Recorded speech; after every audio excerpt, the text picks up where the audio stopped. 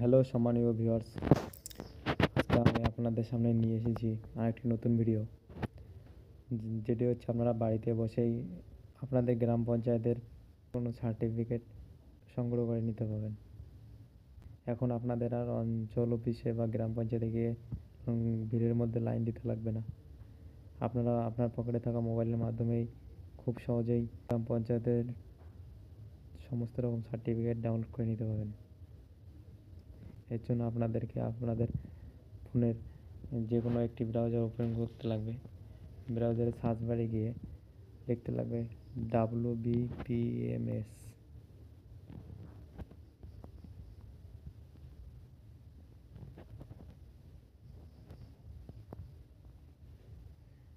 WBPMS লিখে search দিতে লাগবে। সার্চ দেওয়ার পর এখানে সবার প্রথমে আসে পঞ্চায়েত ম্যানেজমেন্ট সিস্টেম, এখানে ক্লিক করতে লাগবে। পঞ্চায়েত ম্যানেজমেন্ট সিস্টেমে অফিসিয়াল ওয়েবসাইটটি খুলে যাওয়ার পরে আপনাদেরকে সবার প্রথমে সিটিজেন কর্নারে ক্লিক করে নিতে লাগবে। সিটিজেন কর্নারে ক্লিক করার পরে আপনারা এখানে দেখতে পাবেন কোন কোন সার্টিফিকেট আপনারা অনলাইনে সংগ্রহ করতে পারবেন। Residency certificate, character certificate, income certificate, same person certificate, distance certificate, caste authentication, unmarried certificate. এর জন্য আপনাদেরকে জেপিজি ফরম্যাটে আপনার একটি পাসপোর্ট সাইজ ছবি লাগবে 100 কেবির মধ্যে, এবং অ্যাড্রেস এবং আইডেন্টি ভেরিফিকেশনের জন্য যে কোনো দুটি ডকুমেন্টস লাগবে 2 MBর মধ্যে। ওইখানে নিচে এসে এই বক্সটিতে ক্লিক করে দেবেন, তারপর প্রসিড বাটনে ক্লিক করবেন। ক্লিক করার পরে সাইন আপ করবেন। এইরকম একটা পেজ চলে আসবে। পেজটিতে আপনারা আপনাদের ডিস্ট্রিক্ট, ব্লক, গ্রাম পঞ্চায়েত, সংসদ এগুলো দিয়ে দেবেন। দেওয়ার পরে নিচে আপনার সিলেকশন, আপনার সিলেকশন কি মিস দিয়ে দেবেন। তারপরে আপনি কোন ভাষায় সার্টিফিকেট পেতেছেন, নেপালি বা বাংলা, সেটা সিলেক্ট করে দেবেন। যে আপনার অ্যাপ্লিকেশন বা আবেদন করে নাম দিয়ে দেবেন, ইংরেজিতে দেবেন প্লাস বাংলাতেও দিয়ে দেবেন। এরকম করে যেখানে যেখানে বেঙ্গলি নেম দিতে লাগবে সেটা আপনার বেঙ্গলিতে দিয়ে দেবেন।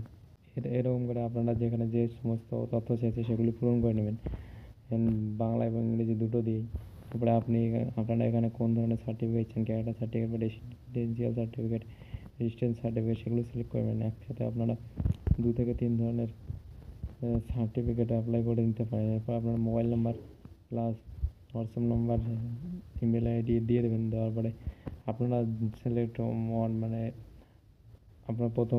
আপনাদের এখানে দুটো ডকুমেন্টস দিতে লাগবে। প্রথমে ডকুমেন্টস নাম্বার 1-এ কী দেবেন সেটা আপনারা এখান থেকে সিলেক্ট করবেন। আধার কার্ড, পাসপোর্ট, ড্রাইভিং লাইসেন্স যা আছে সিলেক্ট করে নেবেন। দেওয়ার পরে ডকুমেন্ট নাম্বারটি দিয়ে দেবেন। দেওয়ার পরে সেটি আপলোড করে দেবেন পিডিএফ ফরম্যাটে। পিডিএফ ফরম্যাটে আপলোড করে দেবেন, যেটি 2 MBর মধ্যে হতে লাগবে। Select document 2। ডকুমেন্ট 2তে আপনারা আপনার যে কোনো একটা ডকুমেন্ট সিলেক্ট করে নেবেন, তার নাম্বারটি এখানে দিয়ে দেবেন। দেওয়ার পরে সেটিও পিডিএফ ফরম্যাটে 2 MBর মধ্যে আপলোড করে দেবেন। এরপর আপনাদের 100 কেবির মধ্যে একটি পাসপোর্ট সাইজের ছবি লাগবে, সেটিও আপনারা এখানে আপলোড করে দেবেন। আপলোড করে দেওয়ার পরে সাবমিট করে দেবেন। সাবমিট করে দেওয়ার পরে এরকম একটি পেজ চলে আসবে। এখানে আপনারা আপনাদের স্ট্যাটাসটি দেখতে পাবেন। এখানে আপনি অ্যাপ্লাইড সার্টিফিকেট টাইপ, কী ধরনের সার্টিফিকেট অ্যাপ্লাই করেছেন সেটি দেখতে পাবেন। আপনার নাম, অ্যাপ্লাই ডেট, ভ্যালিড ডেট তখনই এখানে সেটা দেখতে পাবেন। যখন অ্যাপ্রুভাল হবে তখনই দেখতে পাবেন। এখানে স্ট্যাটাস অফ সার্টিফিকেট অ্যাপ্রুভাল হতে 2 থেকে 3 দিনের সময় লাগবে। সেটি আপনাদের গ্রাম পঞ্চায়েতের যে স্টাফরা থাকে ওরাই সেটিকে ভালোভাবে যাচাই করে অ্যাপ্রুভাল দিয়ে দেবে।